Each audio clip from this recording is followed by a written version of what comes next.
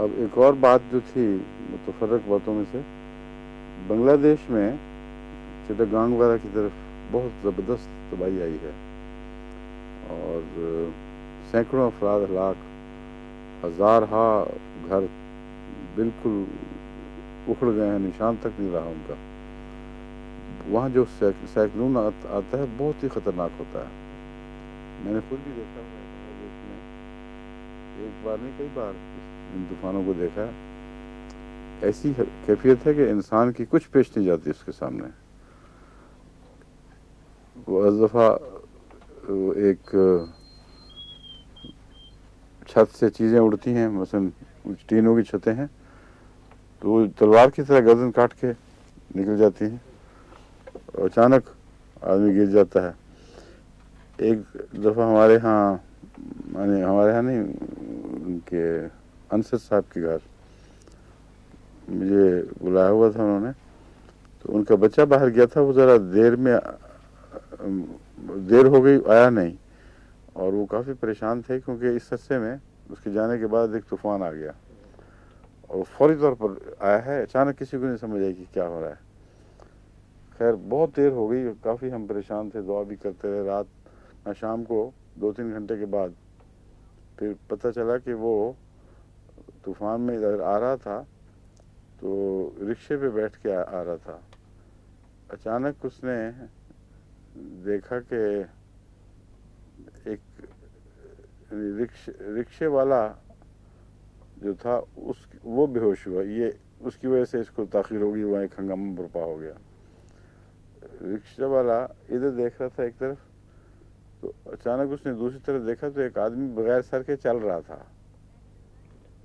اچھا، یہ دیکھا اور وہ بے ہوش ہو گیا، اس سے حادثہ ہوا، پھر یہ بھی بیچارہ اترا خراب، کافی مشکل پیش آئی۔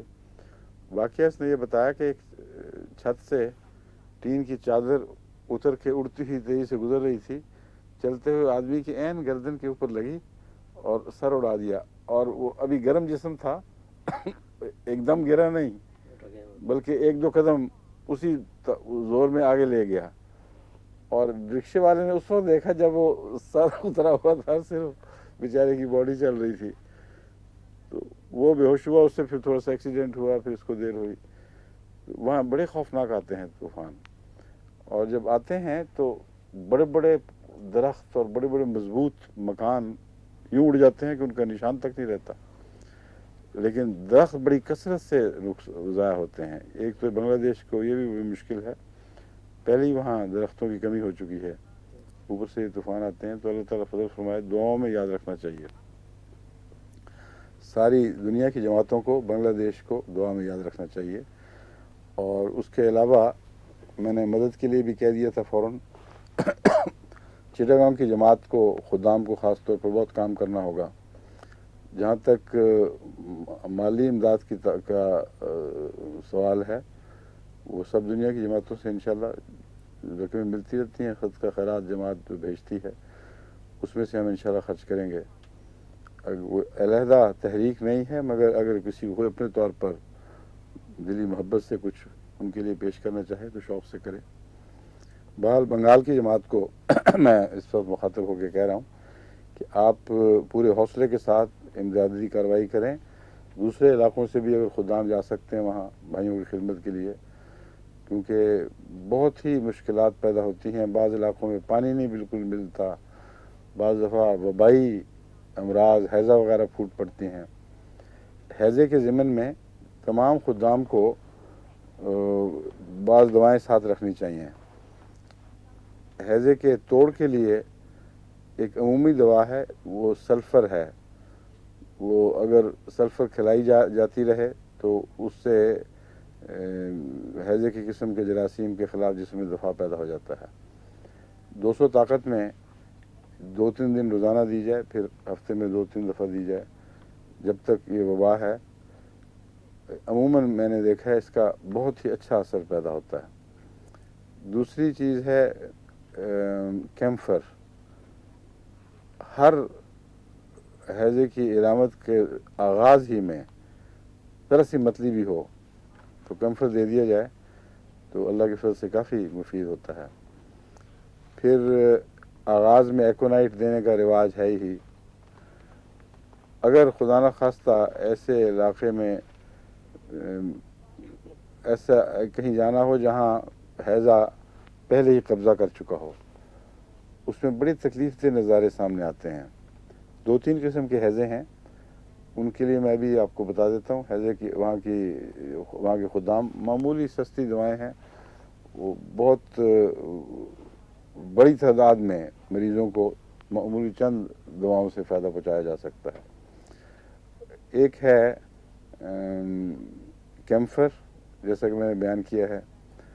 کیمفر کے مریض کو جب اسہال لگ بھی جائیں ہیضے کے تو متلی ہوتی ہے لیکن پیٹ رکا ہوا ہوتا ہے اس کا، اور تھوڑا تھوڑا اسہال آتا ہے اور ہوا بہت ہے پیٹ میں. تو ایک تو آغاز میں ویسے ہی علامتیں ظاہر ہونے سے پہلے ہی دے دینی چاہیے، لیکن اگر ہیضے کی علامتیں ظاہر ہو جائیں پوری طرح، پھر ہیضے کے دوران بھی اس میں کیمفر کام آتا ہے. اس کی خاص علامت ہے پیٹ پھولے گا اور قے بار بار آئے گی، لیکن اسہال تھوڑے اور متفن لیکن مقدار میں کھلے نہیں، جیسا کہ تصور ہے.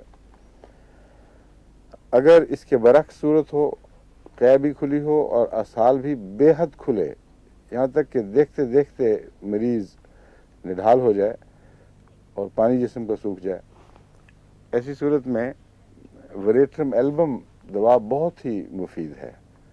وریٹرم البم کی 2-3 خوراکیں شروع میں 15 منٹ کے وقفے سے دے دینی چاہیے، پھر اس کے بعد حسب حالات وقفہ بڑھایا جا سکتا ہے. تو وریٹرم البم 30 میرے تجربے میں ہے. اب تو ہیضہ وہاں پاکستان میں بہت کم رہ گیا، لیکن شروع میں جو میں نے شروع کیا تھا یہ کام، ہیضے کے کیسز آیا کرتے تھے. بہت ہی مفید اور مؤثر ہے. اس میں ایک چیز یہ بھی پائی جاتی ہے کہ پانی سوکھتا ہے، اس لیے پانی ہیضے کے مریض کو پانی لوگ نہیں دیتے، اور ڈاکٹر بھی عموماً متردد ہوتے ہیں. لیکن اگر سہولت موجود ہو تو انٹراوینس گلوکوز وغیرہ کے ذریعے پانی پہنچایا جاتا ہے. لیکن اصل وجہ پانی نہ دینے کی یہ ہے کہ معدے کے تیزاب ہلکے ہوں تو جراثیم کو نہیں مار سکتے، اسی لیے تر وغیرہ یہ سبزیاں ایسی جن میں جراثیم اندر آ جاتے ہیں، ان کے ساتھ پانی پینا پہلے زمانوں میں تو بہت ہی شدت سختی سے منع کیا جاتا تھا. اب عام رواج ہو گیا ہے کیونکہ ہیضہ کم ہو گیا. تو پانی کا علاج ضروری ہے. اگر وہ گلوکوز نہ ہو تو قہوہ بنا کر ابلا ہوا صاف پانی قہوے کی شکل میں ہو، ایک تھوڑی سی پتی چائے کی ڈال دی جائے تو وہ پلانا چاہیے. اس خیال سے کہ پانی نکل گیا ہیضہ بڑھے گا، یہ غلط خیال ہے. ہیضہ تیزاب کے ہلکا ہونے سے جراثیم کو مارنے کی مدافعت چونکہ کم ہو جاتی ہے، اس وجہ سے پانی روکا جاتا ہے شروع میں، مگر کچھ نہ کچھ پانی ضروری ہے ورنہ جسم سوکھ کے مر جاتا ہے. اس کے علاوہ ایک چیز ہے ہاں، اس میں پنڈلیوں میں بل بھی پڑتے ہیں کافی، مگر اگر پنڈلیوں میں بل ہوں اور ہاتھ پاؤں میں بھی تشنج ہو، ہاتھ پاؤں بڑھیں اور بہت زیادہ کھلے مقدار میں اسہال نہ ہوں، الٹیاں اور وہ نسبتاً کم ہوں. ایک طرف تو وہ ہے نا کیمفر کی علامت میں ہے کہ اسہال نسبتاً بہت کم اور پیٹ پھولنا اور الٹیاں. وریٹرم البم میں ہے اسہال بھی بہت اور قے بھی بہت، اور پنڈلیوں میں بل پڑنے اور تشنج پیدا ہونا. وریٹرم ہے یا وریٹرم VERATRUM وریٹرم ALBUM البم 30. اور کیوپرم میں اسہال نسبتاً کم اور قے بھی نسبتاً کم، لیکن تشنجی کیفیات بہت سخت، اتنی شدید ہو جاتی ہیں کہ ناقابل برداشت ہوتا ہے اور مریض کی چیخیں گر جاتی ہیں اور دیکھنے والے کی بھی طبیعت بڑی خراب ہوتی ہے. تو جہاں تشنجی کیفیات نمایاں ہوں اور انگلیوں سے بل پڑنے شروع ہوتے ہیں، ہاتھ مڑتے ہیں اور چہرے پہ نلاٹ آ جاتی ہے، تو یہ دوا فوری فائدہ پہنچاتی ہے. اگر کیوپرم کے مریض کا صحیح علاج نہ ہو اور مثلا کیوپرم کے ذریعے یا اور ایسی ہی ادویہ کے ذریعے جو ملتی جلتی ہیں، تو خطرہ ہوتا ہے کہ ایسا مریض مرگی کا شکار ہو جائے گا. ایک دفعہ ایک مرگی کے مریض کو میں نے اسی طرح اللہ تعالیٰ کے فضل کے ساتھ پہچانا تھا کہ کس طرح اس کا آغاز کیسے ہوا ہوگا. پتہ یہ لگا، تحقیق جب میں نے کی، پتہ لگا کہ بچپن میں اس کو ایسا شدید اسہال کا حملہ ہوا تھا جس میں ہاتھ پاؤں مڑ رہے تھے اور اینٹی بایوٹکس کے ذریعے ٹھیک ہوا تھا. اس وقت تک کوئی مرگی کے آثار نہیں تھے. چنانچہ جب وہ بظاہر ٹھیک ہو گیا، مرگی شروع ہو گئی، تو یہ علامتیں اس کی ہمیشہ جاری رہیں کہ ہاتھ پاؤں مڑتے تھے، اس سے دورہ شروع ہوتا تھا اور چہرے پر نلاٹ آ جاتی تھی، منہ میں جھاگ، وہ تو عام مرگی میں پایا جاتا ہے. تو کیوپرم ویسے ہی مرگی کی بڑی اچھی دوا ہے. بالعموم اگر زیادہ تفصیل پتہ نہ ہو تو کیوپرم فائدہ پہنچا دیتی ہے. بہرحال میں نے کیوپرم اس کو دی، اور عجیب ہے کہ پیٹ کی تکلیف اس طرف شدت کے ساتھ نہیں مگر تھوڑی سی ہوئی، پیٹ میں اسی قسم کی بے چینی، وہی کیفیت دوبارہ پیدا ہوئی. اور اس کے بعد جہاں تک مجھے یاد ہے، میں جب تک تھا پاکستان میں، اللہ کے فضل سے پھر اس کو تکلیف نہیں ہوئی. مگر عام طور پر جو بغیر دیکھے کیوپرم کام آتا ہے مرگی میں، یعنی بغیر دیکھے سے مراد ہے علامتیں 100% ملیں یا نہ ملیں، دیا جائے کچھ فائدہ دیتا ہے، اس میں مستقل دینا پڑتا ہے. شفا اسی وقت دے گا جب کہ بین ہی اسی کا مریض ہو، یعنی آغاز سے آخر تک کیوپرم کا مریض ہو، ہر بات میں کیوپرم کا مریض ہو، اس کو کیوپرم شفا دے دیتا ہے اللہ تعالیٰ کے فضل کے ساتھ، اور مرض چھوڑ دیتی ہے. مگر اگر ویسے اور قسم کا مریض ہو تو کیوپرم مرگی میں عموماً فائدہ پہنچاتا ہے. میں اب ضمن ذکر کر دیا ہے یہ سب کچھ، لیکن بنگلہ دیش کے جو خدمت کرنے والے ہیں وہ اس وقت میرے مخاطب ہیں، وہ یہ دوائیں ضرور ساتھ لے کے چلیں: سلفر 200، ایکونائٹ، کیمفر 30. یہ کیمفر بعض ہومیوپیتھ بہت تھوڑی طاقت میں دیتے ہیں، 30 تک بھی میں نے دیکھا ہے، دیکھے ٹھیک رہتا ہے. مگر چھوٹی طاقت میں 1x 2x 3x وغیرہ اس میں بھی لے کے جاتے ہیں. اور پھر ہے کیوپرم ویریٹرم ایلبم.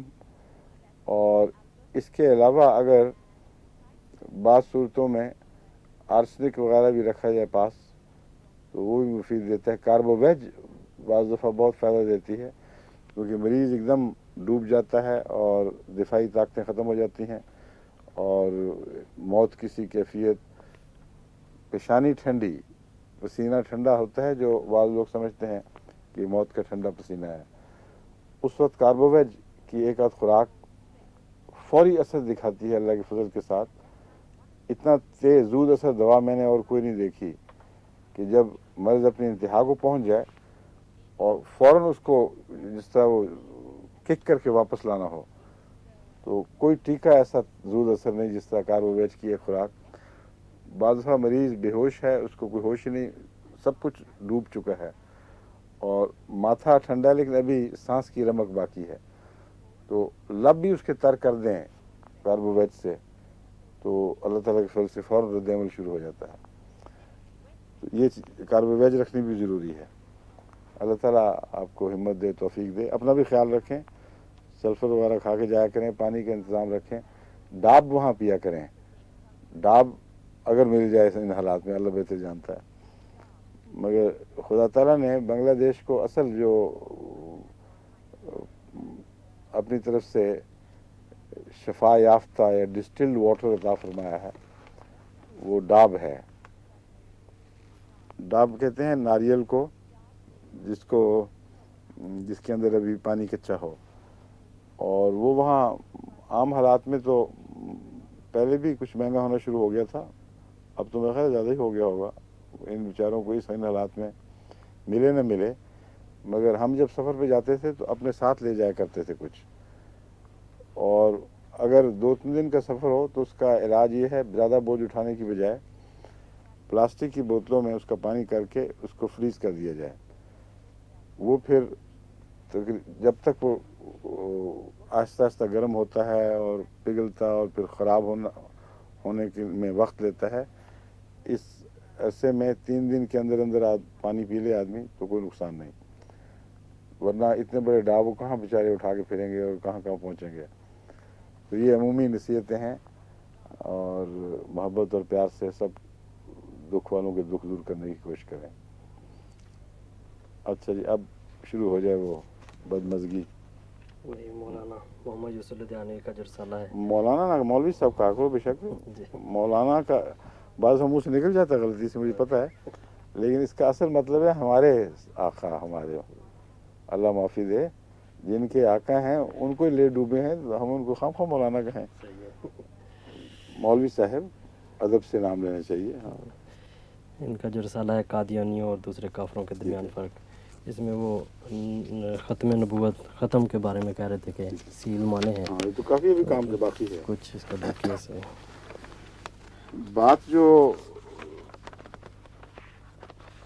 جہاں تک پہنچی تھی وہاں سے شروع کرتے ہیں۔ مولوی صاحب نے تمام ختم کے امکانی معنوں کو بالکل رد فرما دیا ہے، اور ایک ہی جگہ جا کے ان کی تان ٹوٹی ہے۔ بات جہاں ختم ہوئی ہے وہ یہ ہے کہ آن حضرت صلی اللہ علیہ وسلم محض سیل کی طرح ختم کی مور لگا کر اس منصب سے فارغ ہو جانے والے بزرگ ہیں۔ یعنی آپ نے ایک دفعہ انبیاء کو ایک لفافے میں بند کر دیا، یعنی ان کی فرشتوں کو، اور اس کے بعد آپ فارغ ہو گئے اس خدا تعالیٰ کے غیر معمولی عظیم الشان کمال اور مرتبت میں سب سے اعلیٰ منصب سے، اور پھر آپ کو کوئی ضرورت نہیں رہی اس کی، صرف یہ معنی۔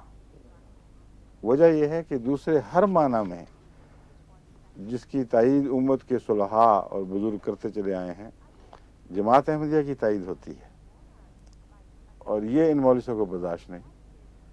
اس لیے رسول اللہ علیہ وسلم کے اعلیٰ مراتب اور مناصب سے ہاتھ دھونا ان کو منظور، لیکن کسی طرح حضرت مسیح موعود علیہ السلام یا جماعت احمدیہ کے مسئلے کی تائید ہو جائے، یہ برداشت نہیں ہے۔ بس خلاصہ ان کا یہی ہے کہ سب نبیوں کی آمد بند ہو گئی، ان پر مہر لگ گئی، کوئی نہیں آئے گا، جیسا کہ وہ کہتے ہیں یہ سیل ہے، صرف ایک مہر لگا دی اور ختم، معاملہ ختم۔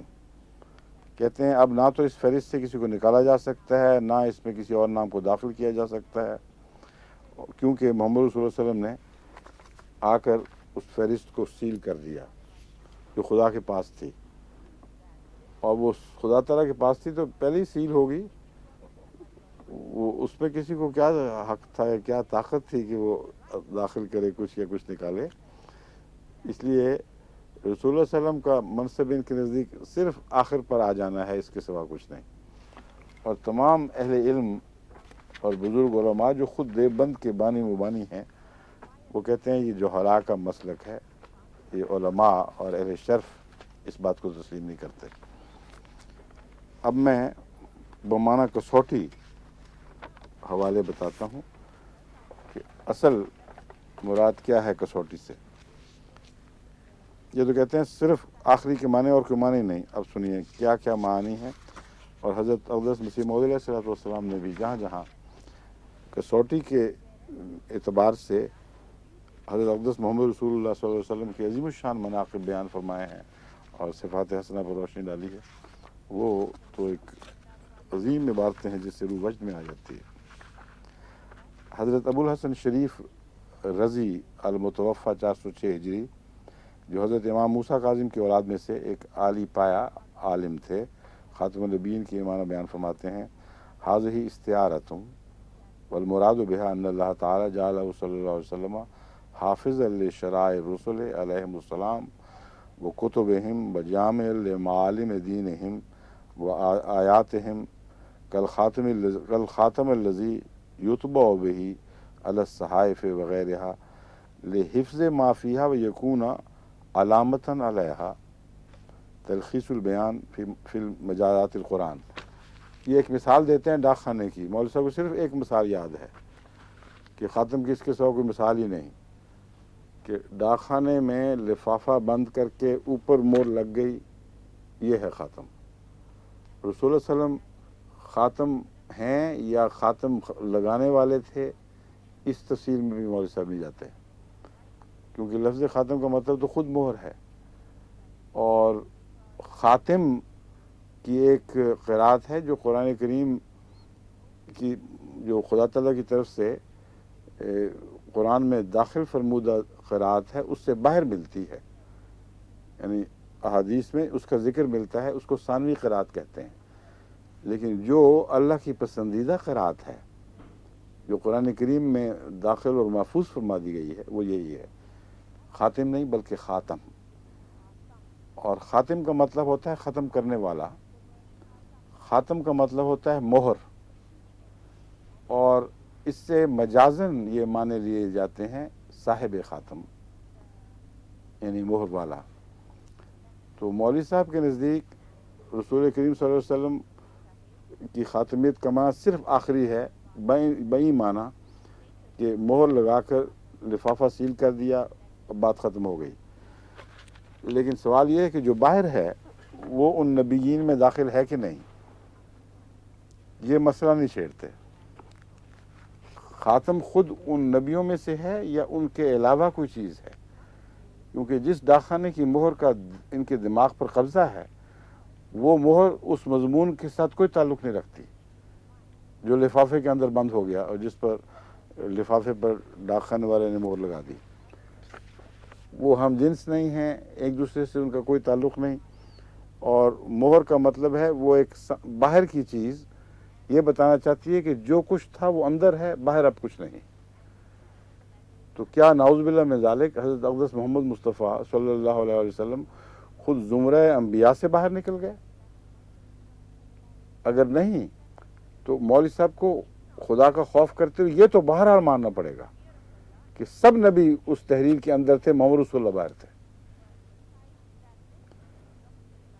اگر محمد رسول اللہ سے باہر نہیں ہیں تو پھر آپ بھی نعوذ باللہ من ذالک اسی طرح لپیٹ کر ہمیشہ کے لیے ختم کر دیے گئے.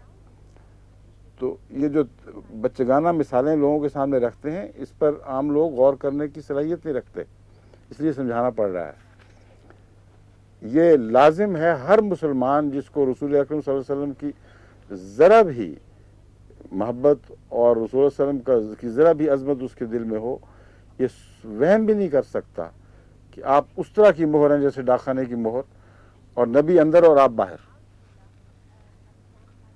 آپ نبیوں میں سے ہیں اور باقی سب کے اوپر مہر لگائی ہے اور خود موجود ہیں، اس مہر کے ذات سے باہر کھڑے ہیں.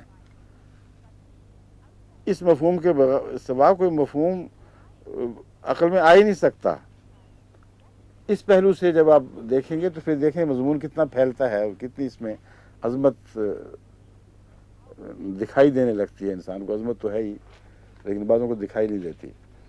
بس اگر حضور اکرم جیسا کہ ہم مانتے ہیں مہر کی حیثیت سے ان نبیوں میں شامل رہے جو اندر تھے، اور اپنے اوپر آپ نے مہر نہیں لگائی، تو پھر باقی انبیاء کا جو فیض ہمیں گزشتہ میں ملتا ہے وہ آپ کی ذات میں جاری رہنا چاہیے، اور کوئی نہیں جو اس فیض کو بند کر سکے، کیونکہ دوسروں کا فیض بند ہوا، اپنا نہیں ہوا. اس مضمون کو میں بعد میں پھر الگ دوبارہ بیان کروں گا. اب اہل علم کے نزدیک جو مختلف معانی ہیں وہ میں آپ کے سامنے رکھتا ہوں. تلخیص البیان فی مجازات القرآن صفحہ 191 پر ابو الحسن صاحب کی عبارت ہے، جیسا میں نے بیان کیا تھا: حاضہ استعارۃ والمراد بها ان اللہ تعالی جعلہ صلی اللہ علیہ وسلم و آلہ حافظ لشرائع الرسول. صلی اللہ علیہ وسلم و آلہ چاہیے یہاں، حافظ لشرائع الرسول، یعنی یہ استعارہ ہے. اس سے مراد یہ ہے کہ اللہ تعالیٰ نے حضرت صلی اللہ علیہ وسلم کو تمام رسولوں کی شریعت اور کتابوں کا محافظ بنایا ہے. یہ معنی ہے، ڈاک خانے کا مور لگانے والا نہیں آیا، تمام نبیوں کی شریعت اور ان کے مناسب کا محافظ آیا ہے، ان کی حفاظت فرمانے والا آیا ہے، ان کے دین کی اہم تعلیمات اور ان کے نشانات کا جامع بنایا ہے اسے اللہ تعالیٰ نے، اس مہر کی طرح جو خطوط پر ان کو محفوظ رکھنے اور ان کی علامت کے طور پر ثابت کی جاتی ہے، نہ کہ لفافہ بند کرنے کے طور پر۔ یہ اسی مثال کو ایک ذرا سا رخ بدل کر دیکھیں تو ایک یہ مثال بھی بن جاتی ہے۔ تو مولوی صاحب نے بچپن نہیں معلوم ہے، بچپن میں ڈاک خانے میں موریں لگتی بہت دیکھی ہیں، قریبی کوئی ہوگا وہ چھپا لگاتے دیکھتے رہتے ہوں گے، ایسا دماغ پہ وہ چڑھا ہے مضمون کہ اترتا ہی نہیں۔ یہ نہیں سوچتے کہ اس کو کئی طرح سے سوچا جا سکتا ہے، مہر کی کئی حیثیتیں ہیں، اور ہم ہر طرح سے سوچ کے دکھائیں گے اور بتائیں گے کہ ان میں بہت عظیم الشان معانی حضرت اقدس محمد مصطفیٰ صلی اللہ علیہ وآلہ وسلم کے عالی مرتبت پر روشنی ڈالنے والے معنی ہیں، جو سارے کے سارے آپ پر صادق آئیں گے اور صادق آئیں گے۔ حضرت مسیح موعود علیہ السلام انہی معنوں میں فرماتے ہیں وہ مبارک نبی، حضرت خاتم الانبیاء، امام الاصفیاء، ختم المرسلین، فخر النبیین، جناب محمد مصطفیٰ صلی اللہ علیہ وسلم ہیں۔ اے پیارے خدا، اس پیارے نبی پر وہ رحمت اور درود بھیج جو ابتدائے دنیا سے تو نے کسی پر نہ بھیجا ہو۔ اگر یہ عظیم الشان نبی دنیا میں نہ آتا تو پھر جس قدر چھوٹے چھوٹے نبی دنیا میں آئے، جیسے کہ یونس اور ایوب اور مسیح ابن مریم اور ملاکی اور یحییٰ اور زکریا وغیرہ وغیرہ، ان کی سچائی پر ہمارے پاس کوئی بھی دلیل نہ تھی۔ اگرچہ سب مقرب اور وجیح اور خدا تعالیٰ کے پیارے تھے، یہ اسی نبی کا احسان ہے کہ یہ لوگ بھی دنیا میں سچے سمجھے گئے۔ بس ایک تصدیق کے یہ معنی بھی ہیں، کتنے عظیم الشان اور عارفانہ ہیں، اور یہ وہ معنی ہیں جن پر تمام زمانہ نبوت گواہ ہے۔ جب سے نبوت دنیا میں آئی ہے، حضرت اقدس محمد رسول اللہ علیہ وسلم کے زمانے تک اور آج تک تمام زمانہ نبوت گواہ ہے کہ یہی معنی ہیں جو حضرت صلی اللہ علیہ وسلم پر بڑی شان کے ساتھ صادق آتے ہیں، اور ان معنوں میں صادق آتے ہیں کہ کوئی اور نبی ان معنوں میں آپ کی اس شان میں شریک نہیں ہے۔ حضور فرماتے ہیں جناب نے ان کی نبوت اور ان کی کتابوں کو تصدیق کیا اور ان کا مقرب اللہ ہونا ظاہر کر دیا ہے۔ پھر فرماتے ہیں وہ صاحب خاتم ہے، بجز اس کی مہر کے کوئی فیض کسی کو نہیں پہنچ سکتا۔ مولوی صاحب نے فیض بند کرنے والے نبی کے طور پر محمد رسول اللہ کو پیش کیا ہے۔ مہر لفافہ بند کر کے ایک طرف ہو گئی، کوئی اس کو پرواہ نہیں کہ جو فیض بند ہو گیا، باقی دنیا کیا کرے گی، کس سے فیض پائے گی۔ جو اصل معنی ہے جس کو قرآن کریم پوری طرح سپورٹ دیتا ہے، اس کی تصدیق فرماتا ہے، وہ یہ ہے کہ آپ فیض رساں نبی ہیں۔ آپ ہی کا فیض ہے جو پہلوں کو بھی پہنچا، اور آپ ہی کا فیض ہے جو بعد والوں کو بھی پہنچے گا، اور کسی کا فیض بند کر کے آپ نے بنی نوع انسان پر ظلم نہیں کیا، بلکہ اس سے بہتر فیض کا سرچشمہ خود جاری فرما دیا ہے۔ چنانچہ مسیح علیہ السلام فرماتے ہیں اس کی امت کے لیے قیامت تک مکالمہ اور مخاطبہ الہیہ کا دروازہ کبھی بند نہ ہوگا۔ یہ ہے خاتمیت کا معنی۔ اس کی امت کے لیے قیامت تک کے لیے خدا تعالیٰ سے ہم کلام ہونے کا فیض کبھی بند نہیں ہوگا، اور بجز اس کے کوئی نبی صاحب خاتم نہیں، ایک وہی ہے۔ معنی وہ ہو جو کہتے ہیں کیا ہے وہ خود بھی گوید نہ کہ عطار بھی گوید۔ عطر تو وہ ہوتا ہے جو خود بولتا ہے، عطر نہیں تھا، وہ مشکان است کہ خود بھی گوید نہ کہ عطار بھی گوید۔ کتنا شاندار معنی ہے خاتمیت کا، جس پر زمانہ گواہ ہے۔ بجز اس کے کوئی نبی صاحب خاتم نہیں، ایک وہی ہے جس کی مہر سے ایسی نبوت بھی مل سکتی ہے جس کے لیے امتی ہونا لازمی ہے۔ اب حضرت مولانا روم کی ایک ربائی سن لیجئے، یہ قطع ہے: بہر این خاتم شدست او کے وجود، مثل او نئے بود نئے خواہند بود۔ وہ اس وجہ سے خاتم ہے ہمارے آقا و مولا حضرت محمد رسول اللہ کہ اس جیسا سخاوت میں اور کوئی نہیں ہے۔ یوسف صاحب کہتے ہیں اس جیسا فیض بند کرنے والا اور کوئی نہیں، اور مولانا روم فرماتے ہیں، دیکھیں عارف باللہ کا اور ملا کا کتنا فرق ہے، فرماتے ہیں اس جیسا سخاوت میں اور کوئی نہیں ہے، سخاوتیں اس پر ختم ہیں۔ مثل او نئے بود نئے خواہند بود، اس جیسا تو نہ تھا نہ کبھی آئندہ ہوگا، چونکہ در سنت برد استاد دست، تو نہ گوئی ختم سنت بر تو است۔ کیونکہ دیکھو جب استاد کسی سنت میں درجہ کمال کو پہنچ جاتا ہے، وہ آخری ہاتھ رکھ دیتا ہے اس پر، یعنی اس کو، اس کے ہاتھ کو سنائی کا کمال نصیب ہو جاتا ہے۔ کیا تو یہ نہیں کہتا کہ ختم سنت بر تو است، کہ اے استاد کامل تجھ پر سنت ختم ہو گئی۔ یہ معنی ہیں جو حضرت مسیح موعود علیہ السلام نے بھی فرمائے، ان بزرگوں علماء نے بھی فرمائے، مولوی صاحب کو منظور نہیں ہے۔ وہ کہتے ہیں اس سے رسول اللہ صلی اللہ علیہ وسلم کی شان بڑھتی ہے، حضرت صلی اللہ علیہ وسلم قیامت تک کے لیے فیض رساں بنتے ہیں، تو ہم کیسے اس معنی کو قبول کرتے ہیں؟ لیکن امر واقعہ یہ ہے کہ بالکل یہی تشریح قرآن کریم میں خاتمیت کی موجود ہے، کسی اور عالم فاضل کے پاس جانے کی بھی ضرورت نہیں۔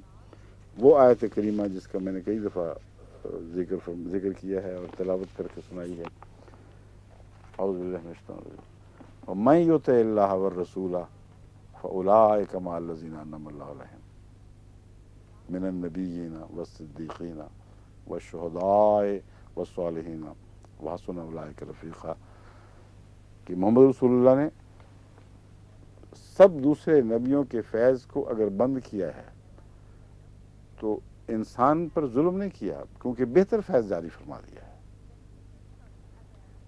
اگر ایک چشمے کو بند کیا جائے، اگر وہ گدلا ہو چکا ہو تو بند کرنا اس وقت تک ظلم ہوگا جب تک اس سے بہتر صاف پانی جاری نہ کیا جائے۔ چلو گدلا ہی صحیح، کچھ تو گزارا ہوتا ہے، بعض دفعہ جب قحط پڑتے ہیں پانی نہیں ہوتا تو جانور کیچڑ چاٹ کے ہی اپنی پیاس بجھا لیتے ہیں، تو اس کی نفی نہیں فرماتا قرآن کریم، کہتا ہے کچھ نہ کچھ پانی ہیں لیکن کیچڑ، کچھ گدلے، کچھ جراثیم سے آلودہ۔ لیکن محمد رسول اللہ صلی اللہ علیہ وسلم نے ان معنوں میں بند فرمایا کہ اگر بند کے معنی لیے جائیں تو یہ معنی ہیں کہ ان کی ضرورت باقی نہ چھوڑی، ان سے بہتر چیز دنیا میں لے آئے، اور وہ فیض جو پہلے مختلف نبی جاری فرمایا کرتے تھے تنہا آپ نے جاری کر دیے، اور ان معنوں میں تمام فیوز کے سرچشمہ آپ بنے اور بہتر رنگ میں بنے۔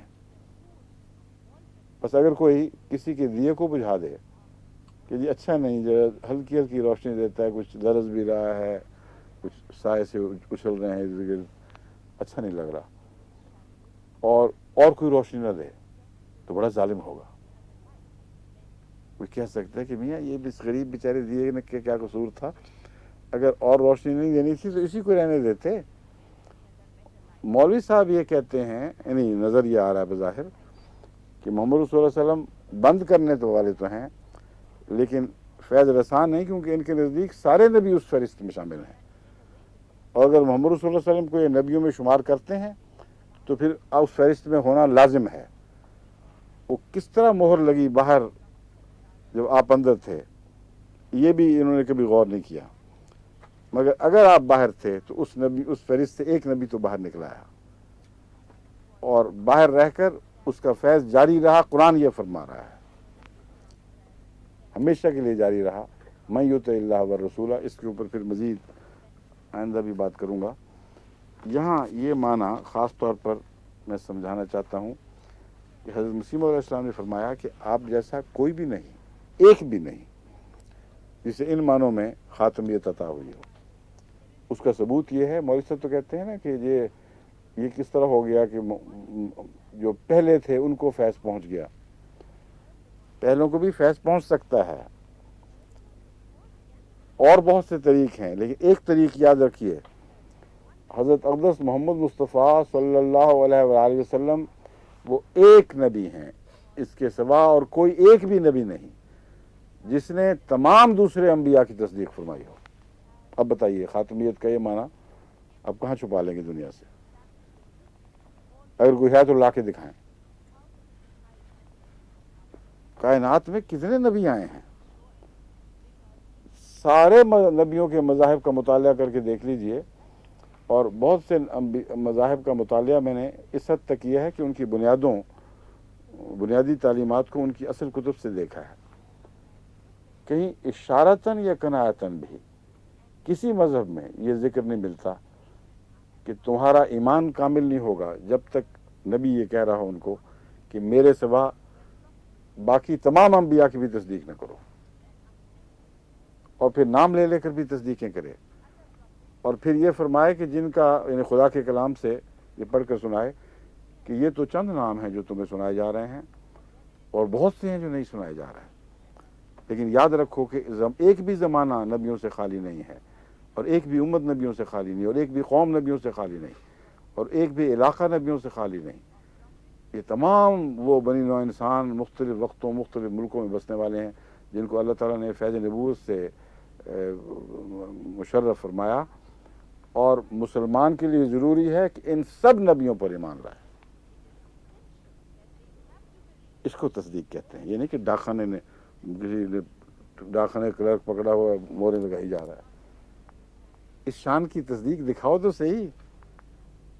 तुम तो कहते थे कि पहलों को फैज़ पहुंच ही नहीं सकता, सिर्फ ख़त्म ही है। कैसा फैज़ पहुंचाया हज़रत सल्लल्लाहु अलैहि वसल्लम ने? ईसा को हम क्यों नबी मानते? ईसा अलैहिस्सलाम की तो पैदाइश ही जो तारीख़ हमें बताती, उसमें यहूद उस पर इतना शक डालते कि हमें समझ ना आती कि बात क्या थी, और फिर ये भी बताते कि सलीब पर मारा गया। फिर मूसा के हालात, फिर दूसरे अंबिया के हालात पढ़ें, कुछ समझ नहीं आती। फिर कुछ हज़रत दाऊद के हालात पढ़ें, फिर उनके नाउज़ुबिल्लाह मिन ज़ालिक गुनाहों का जिक्र आप लोगों की तफसीरों में पढ़ा जाए। फिर हज़रत लूत के गुनाहों के जिक्र नाउज़ुबिल्लाह मिन ज़ालिक और आपकी बेटियों के किस्से आपकी तफसीरों में पढ़े जाएँ, तो कोई इंसान जिसके दिल में इलाही यानी फितरी फिरासत महफूज है, जो खुदा ताला ने उसकी फितरत में नक्श की है, वो फिरासत अगर उसकी ज़िंदा है तो उसे तरद्दुद होगा। लेकिन किस शान का नबी है कि उनके सब इल्ज़ामात की नफ़ी फरमाए, उनके चेहरे पाक साफ करके दिखा दिए। सब इल्ज़ामात को गैरों की तरफ से लगे थे या अपनों की तरफ से झूठा करार दिया, और फरमाया कि अगर तुम मुझे नबी मानते हो तो लाजिम है कि इन सब को नबी मानो। किसी नबी ने ऐसा नहीं कहा। तो इससे ज़्यादा शानदार मुसद्दिक कभी दुनिया में पैदा हो सकता था, हुआ है, कभी होगा। तभी हज़रत मौलाना रूम कहते हैं कि मिस्ल ऊ नए बूद नए खाहन बूद। वो तो ऐसा मुसद्दिक है कि उस जैसा ना था ना कभी होगा, और इनका दिमाग डाकखाने से आगे निकलता ही नहीं। लिफाफा कोई दिमाग में सोचा हुआ, उसके ऊपर एक मोहर लगी हुई है कि चलो ये छुट्टी हुई, रसूलुल्लाह सल्लल्लाहु अलैहि वसल्लम का काम ख़त्म हो गया, उस पर मोहर लगा दी और आप बाहर रहे। अब अंबिया के फिर दो फरिश्ते क्यों नहीं कहते आप? कम से कम इतनी तो शराफत दिखानी चाहिए कि खुदा के यहाँ दो फरिश्ते थीं, एक लिफाफे के अंदर एक बाहर, और जो बाहर की फरिश्ते है वो उम्मती नबूवत की, रसूलुल्लाह सल्लल्लाहु अलैहि वसल्लम के बाद सिर्फ उम्मतियों की है। ये कहें तो हम मान भी जाएं। रसूलुल्लाह सल्लल्लाहु अलैहि वसल्लम को तो लाजिमन बाहर मानना पड़ेगा, और नबी मानना पड़ेगा, और खातमुल अंबिया मानना पड़ेगा। और आपकी ज़ैर से आपके ताबे यानी जो उम्मत नबियों का सरचश्मा फूटे, अगर वो फूटे, और जैसा कि मैंने साबित किया था कि बड़े बड़े बुजुर्ग उलमा भी नबूवत का दर्जा पा गए और आपके फैसले पा गए, तो मन युतिल्लाह के ताबे आते हैं कि जो भी अल्लाह और इस रसूल की इताअत करेगा वही लोग हैं जो खुदा के हुजूर से इनाम याफ्ता हैं और रहेंगे, और क़यामत तक इस फैज़ का चश्मा कोई बंद नहीं कर सकता। फिर ख़ात्म का एक माना है किसी चीज़ का दर्जा कमाल को पहुंच जाना, यानी इसमें गैरों से जो मुआजना है वो ऐसा मुआजना है जैसे हज़ारों में से सबसे बेहतर कौन है, इस किस्म का मुआजना पाया जाता है। ये नहीं कि उसकी तरफ से कोई उन पर अमल जारी होता है। ख़ात्म उसको कहते हैं जो अपनी जिन्स में, अपनी नौ में सबसे अच्छा, सबसे बाला हो। और कई हवाले में पहले पढ़ के सुना चुका हूँ, उसके मज़ीद सबूत की ज़रूरत नहीं। तमाम अहले इल्म जानते हैं कि अरबों ने इन मानों में इस मुहावरे को बकसरत इस्तेमाल किया है। ये मतलब नहीं था कि मुतनब्बी ने गैर दूसरे शायर बंद किए हैं या अबू अली सीना ने दूसरे अतिब्बा के रस्ते में रोकें डाली हैं या उनको लिफाफे में बंद करके उन पर मोहर लगा दी है। मतलब सिर्फ ये लिया जाता है उन मानों में कि जितने भी नबी इस जिन्स के या ना इस जिन्स के साहिब कमाल तुम तसव्वुर में लाते हो जो तुम्हारे सामने आ चुके, उनमें सबसे बाला मर्तबे में और मकाम में और कमालात में सबसे ऊंचा ये निकला। इन मानों की तायीद भी उम्मत के सुलहा और बुजुर्गान करते हैं। मैं आपके सामने ये पढ़ के सुनाता हूँ। सबसे पहले हज़रत अक़दस मसीह मौऊद अलैहिस्सलाम फरमाते हैं, हाँ हज़रत सल्लल्लाहु अलैहि वसल्लम को एक ख़ास फ़ख्र दिया गया है कि वो इन मानों से ख़ातमुल अंबिया हैं कि एक तो तमाम कमालात नबूवत उन पर ख़त्म है, तमाम कमालात नबूवत, यानी दूसरों को ख़त्म नहीं किया बल्कि कमालात इनकी ज़ात में ख़त्म हुए, इसलिए मुजस्सम ख़ातम बन गए। और दूसरे ये कि उनके बाद कोई नई शरीयत लाने वाला रसूल नहीं। और से सुन लें, कोई नई शरीयत लाने वाला रसूल नहीं और ना कोई ऐसा नबी है जो उसकी उम्मत से बाहर हो, बल्कि हर एक को जो शर्फ मुकालमा इलाहिया से मिलता है वो इन्हीं के फैज़ और इन्हीं की वसादत से मिलता है और वो उम्मती कहलाता है, यानी उम्मती नबी, ना कि मुस्तकिल नबी। ततिम्मा चश्मा मार्फत सफ़ा 9।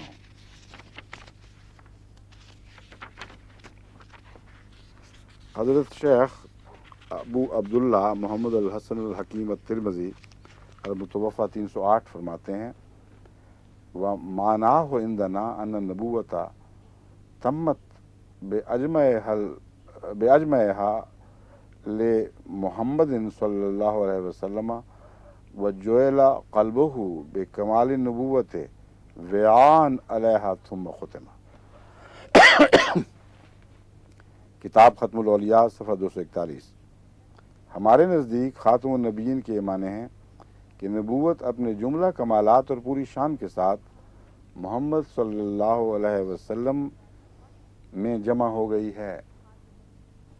यानी ख़ातम का मतलब है पूरी तरह समेट के इहाता करके अपनी ज़ात में इकट्ठा कर लेना। ये वही माने हैं जो हज़रत मसीह अलैहिस्सलाम ने फरमाए। सो खुदा ताला ने आपके क़ल्ब मुबारक को कमाल नबूवत के जमा करने के लिए बतौर बर्तन करार दिया है और उस पर मोहर लगा दी है। अब यहाँ मोहर बिल्कुल उलट गई है, मोहर उस पर लगी है जिसमें तमाम कमालात हैं, और इसलिए नहीं कि ये कमालात जारी ना हो जाएं कहीं। ये बर्तन की मोहर ये बताने के लिए है कि खुदा ताला की तरफ से तस्दीक याफ्ता है। और हज़रत अक़दस मोहम्मद मुस्तफ़ा सल्लल्लाहु अलैहि वसल्लम जो जामे कमालात हैं, वो अल्लाह ताला ने जब इनको ख़ात्म करार दिया तो फरमाया कि हर कमाल जो आपकी ज़ात में पाया जाता है वो मुसद्दक़ा है। खुदा गवाह है कि ये हर नबी का हर कमाल पूरी तरह अपनी ज़ात में समेटे हुए है और सच्चे कमालात लिए हुए हैं, उनमें कोई शक का शाबा नहीं। बस जिन मानों में हम कुरान करीम के मुताबिक पढ़ते हैं, ज़ालिकल किताबो ला रैब फीह हुदल लिल मुत्तक़ीन, कि ये वो कामिल किताब है जिसमें कोई शक नहीं।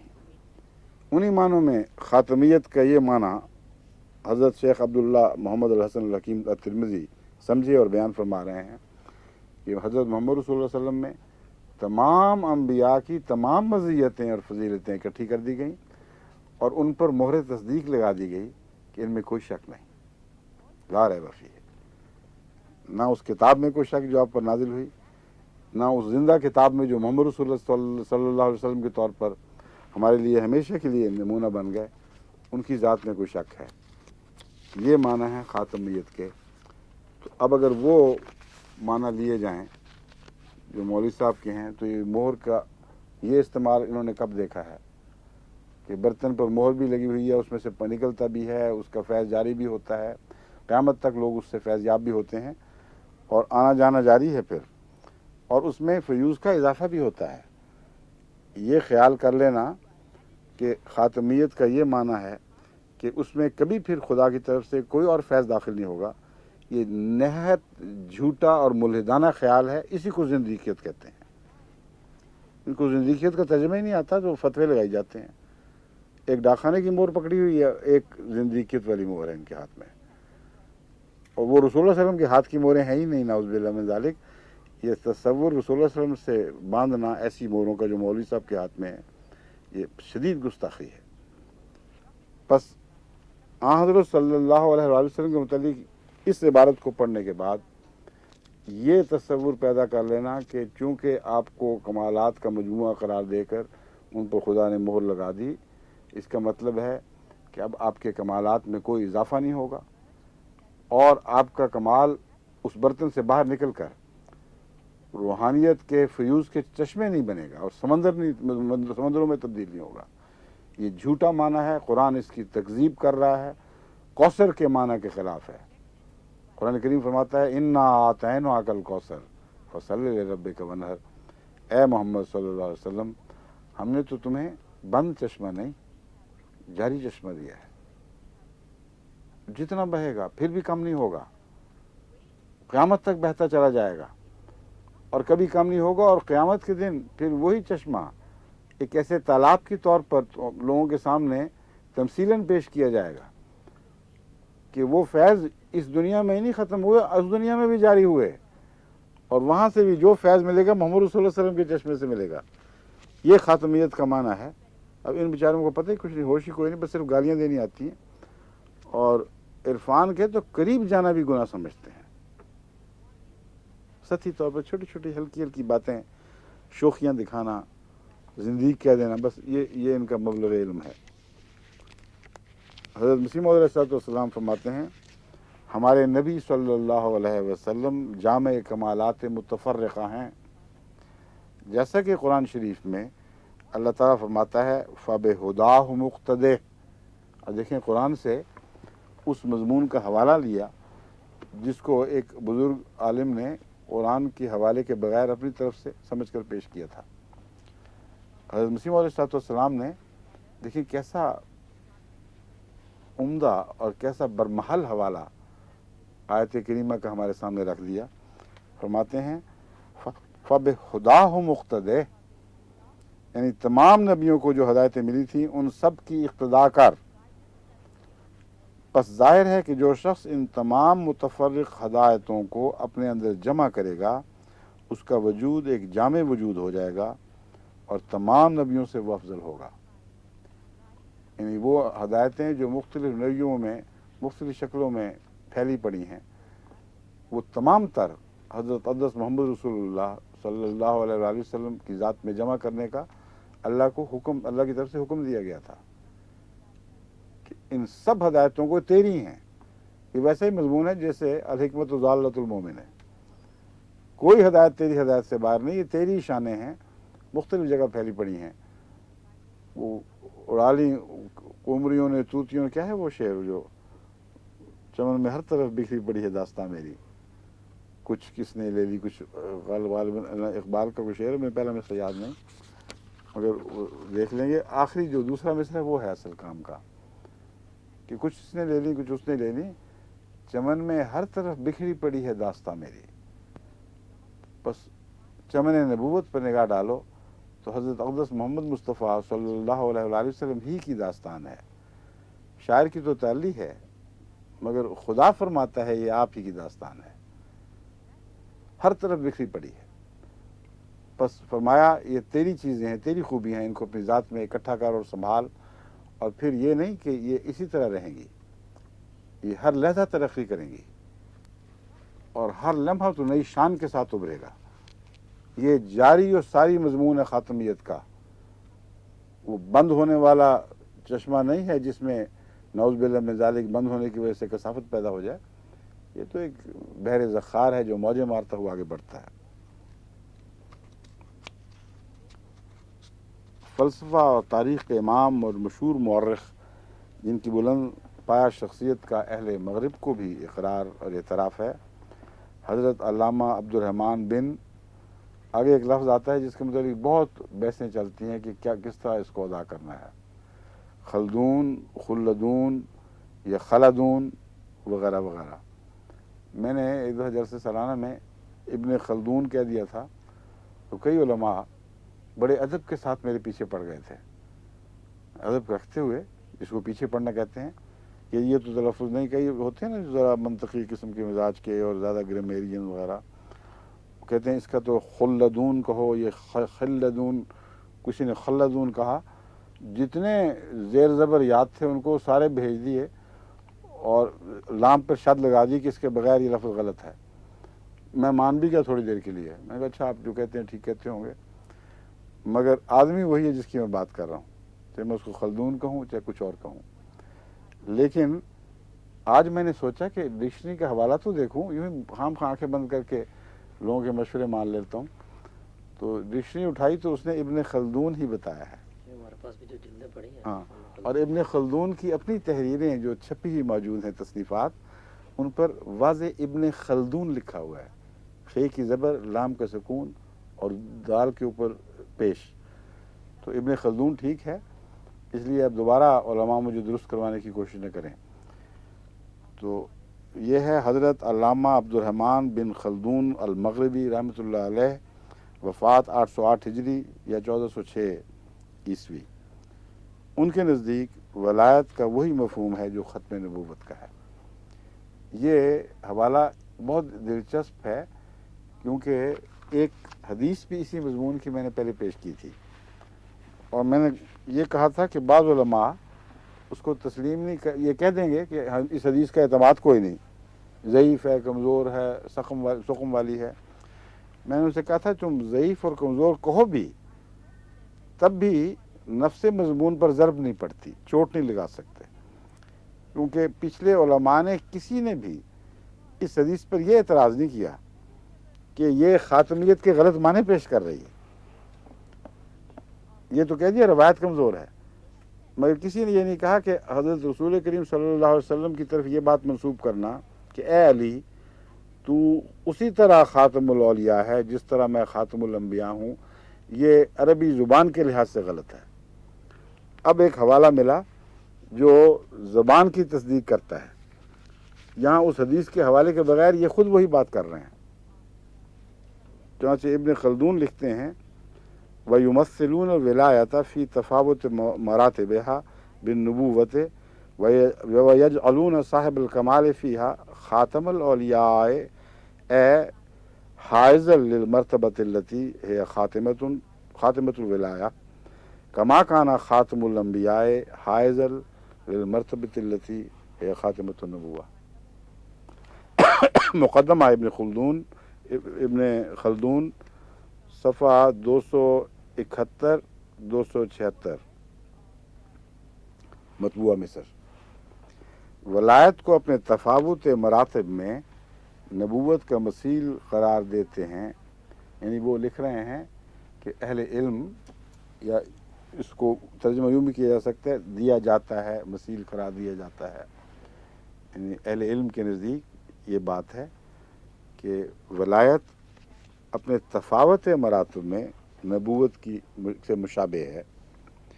اس میں یعنی ولایت میں کامل ولی کو خاتم الاولیاء ٹھہراتے ہیں. یہ تو مان لیا نا کہ اہل علم کے نزدیک خاتم الاولیاء ٹھہرانے کا یہ مطلب نہیں ہے کہ اس کے بعد کوئی ولی نہیں ہوگا. اہل علم کے نزدیک خاتم الاولیاء کہلانے کا یہ مطلب نہیں ہے کہ یہ آخری ولی ہے. اگر مانو گے تو کم سے کم 271-72 کے بعد پھر ولایت کے خاتمے کا اقرار کرنا پڑے گا کہ اس امت میں نہ نبی رہا نہ ولی رہا، तमाम नेकियां उठ गई। ये मजमून मैं पहले भी बयान कर चुका हूँ उस हदीस के हवाले से। अब मैं इब्न खुल्दून का हवाला अरबी इस्तेमाल के तौर पर पेश कर रहा हूँ।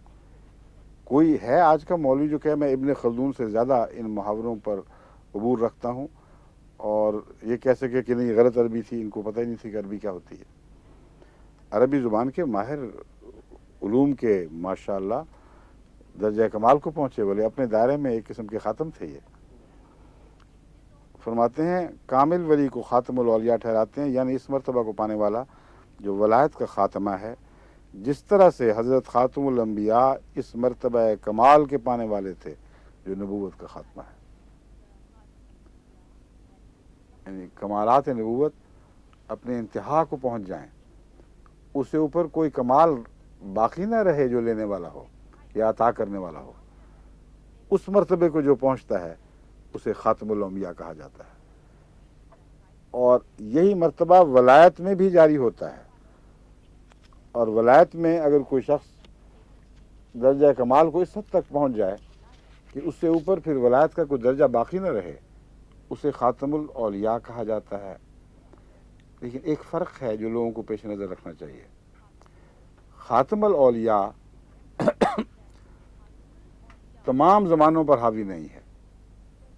ख़ातमुल औलिया जब कहा जाता है तो उस वक्त के मारूफ मालूम उलमा जो उस ज़माने से ताल्लुक़ रखते हैं उनको पेश नज़र रख कर यह ऐलान किया जाता है कि जितने भी इससे पहले औलिया उलमा ने औलिया हमने देखे हैं, इन सब औलिया में ये मर्तबा वलायत के लिहाज से सबसे ऊंचे मुकाम पर फाइज है।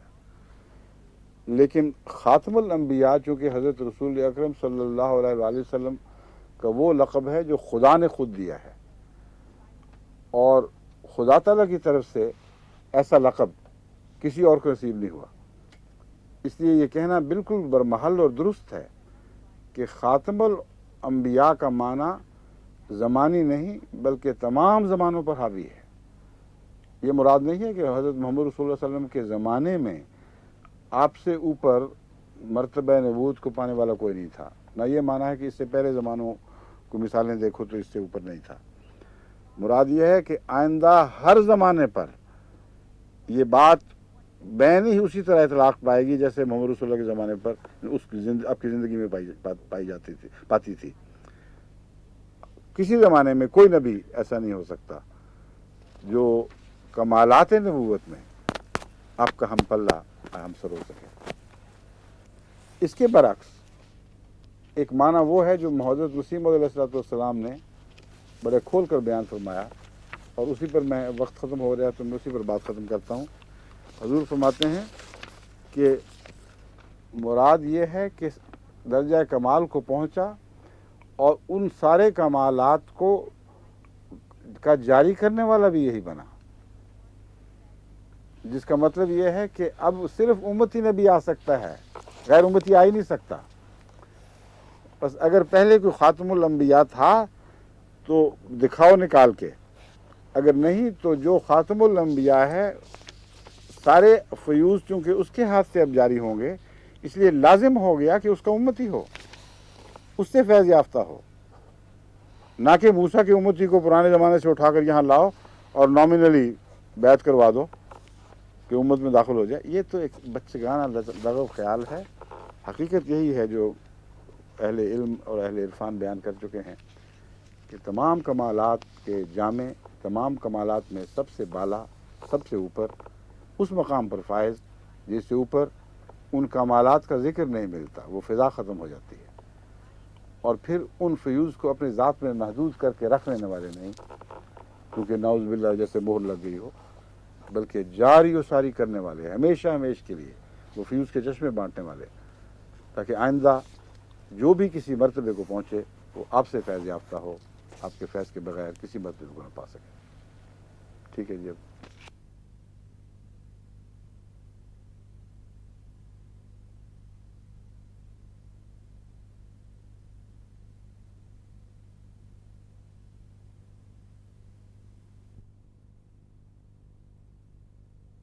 हज़रत अमीर अल मोमिनीन अय्यदाहुल्लाह ताला बिनस्रिहिल अज़ीज़। वालेकुम रहमतुल्लाहि व बरकातुहू। आज सबसे पहले तो दो नामों से मुतल्लिक़ खत हैं जिन्होंने इस ख्वाहिश का इजहार किया है कि फौरी तौर पे नाम जो हैं वो भिजवाए जाएँ, तो हस्ब इरशाद इनके नामों का मैं ऐलान कर रहा हूँ। अब्दुल जलील साहब रंधावा, इब्न चौधरी अब्दुल गफूर साहब रंधावा, दारुसदर शुमाली रहुआ। इन्होंने पैदा होने वाले बच्ची का नाम दरियाफ्त किए हैं। हुजूर ने दो नाम तजवीज़ फरमाए हैं, अब्दुल हलीम और अतियतुल हलीम। बेटा हो तो अब्दुल हलीम और अगर बेटी हो तो अतियतुल हलीम। और आपकी ख्वाहिश के मुताबिक बच्चे का वक्फ़ नौ भी हुजूर ने मंजूर फरमाया है, मुबारक हो। दूसरा ख़त जो है वो मोहम्मद हमीद कौफर हमारे मुबल्लिग़ हैं, उनका है कबाबीर से। उन्होंने अपने भाई जो कि मोहम्मद अकरम साहिब हैं, कादियान में रहते हैं, उनके यहाँ बेटी पैदा हुई है, उसके नाम की दरख्वास्त की है और टीवी पे नाम सुनाने की ख्वाहिश का इज़हार किया था। हुजूर ने नाइला मनाहिल नाम तजवीज़ फरमाया है। अल्लाह ताला मुबारक फरमाए। उनके अजीज़ जो कादियान में हैं वो भी नाम सुन लेंगे। तो नाइला मनाहिल नाम है। जर्मनी से ख़त मिला है आमिरा अहमद साहिबा का। उन्होंने भी अपने ख़त में होने वाले बच्चे का नाम तजवीज़ करने की दरख्वास्त की है।